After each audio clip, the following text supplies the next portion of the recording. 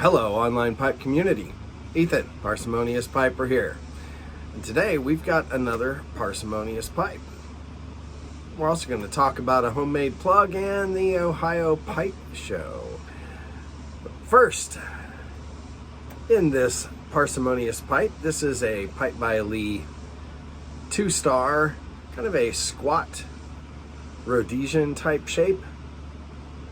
If y'all have a better name for that, let me know. I have got some rustica going on. This pipe had a very light ghost in it, and I find that the blends that I like, the black and brown Irish twists and the pirate cakes and the haunted bookshops and rusticas, tend to scare most ghosts out.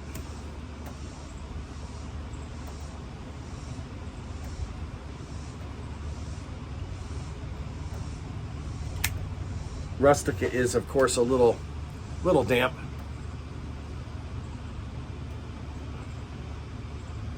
So it takes a few relights, but boy, is it good stuff.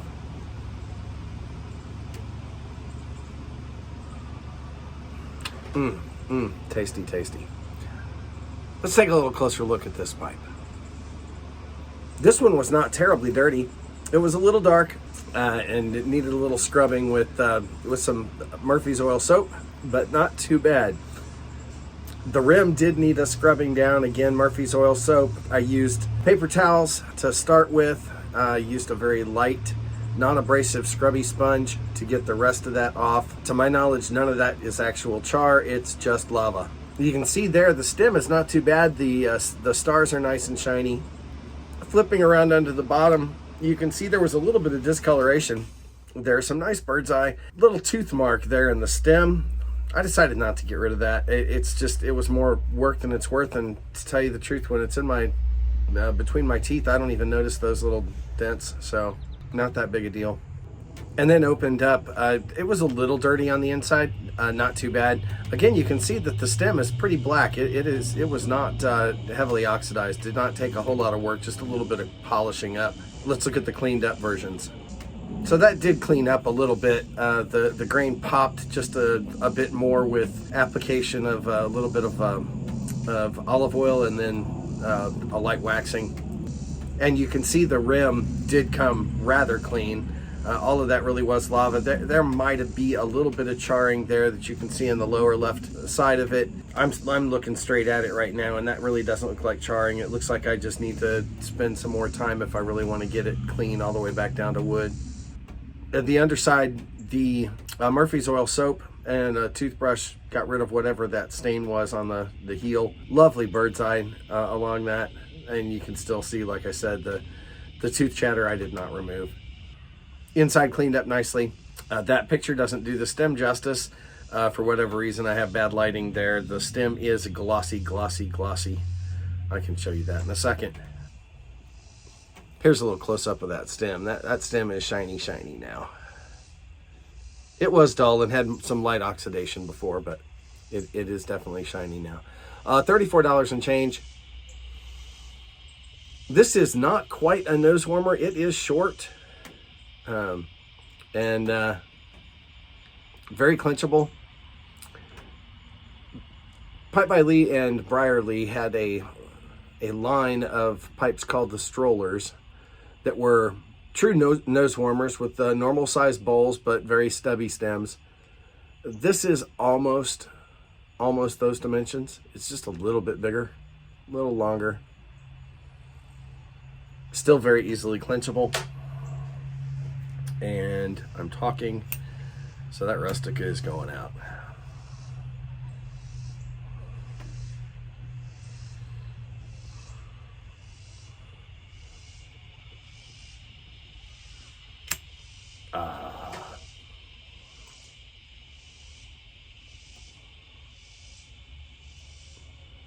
All right, it said homemade plug. Well, I put some of my home blend into this press a couple of weeks ago in anticipation of the Ohio Pipe Show, thinking, if this turns out, I may take this along just to let people give it a try. So I put 2 ounces in, lined it with wax paper like a lot of people have shown to do, and I have been tightening the screws on a daily basis for the last 2 or 3 weeks. Let's loosen that a little bit. See if we can get the bottom off. Sure enough.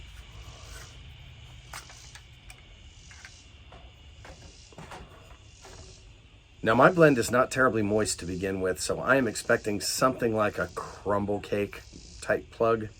Nothing, not expecting it to be, you know, a heavy solid brick, but let's just see.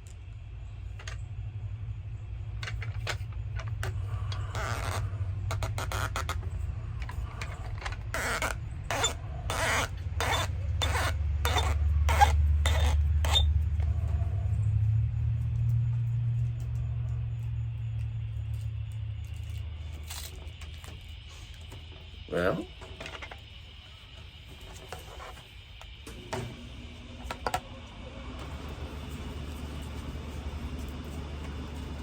there we go. Oh, that's actually pretty solid.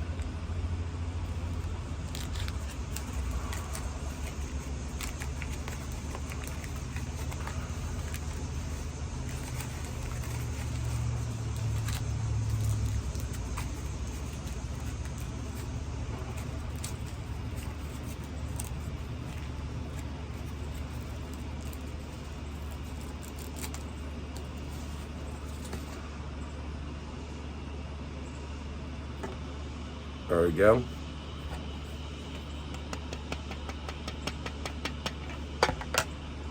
Yeah. That turned out, I can definitely smell that it's my blend, but that turned out more solid than I anticipated. I imagine I'm going to be able to, though, peel. Let's see. Can I? I may actually have to cut it. Success with a little bit of a brick. Nice. Well, maybe I'll do that tomorrow in anticipation while I'm packing up and getting ready for the show. I am so looking forward to meeting a bunch of you that I had not been able to meet yet at the Richmond show last year or at Muletown. Pardon me a second. Still dealing with some congestion and some sneezes and stuff from the Rona.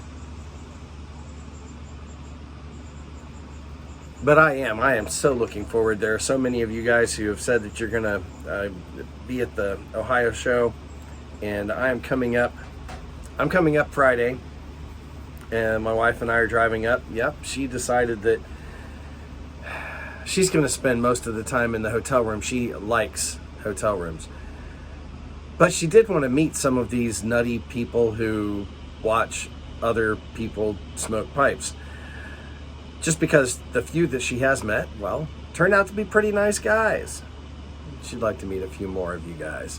So I will bring my little brick along, smoke some up tomorrow on camera and see how that works. See if it makes any difference at all in the flavor. And I'll be bringing some regular samples of my blend as well. For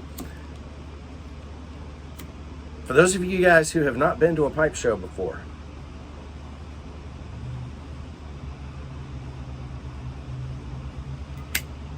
but are coming to this one,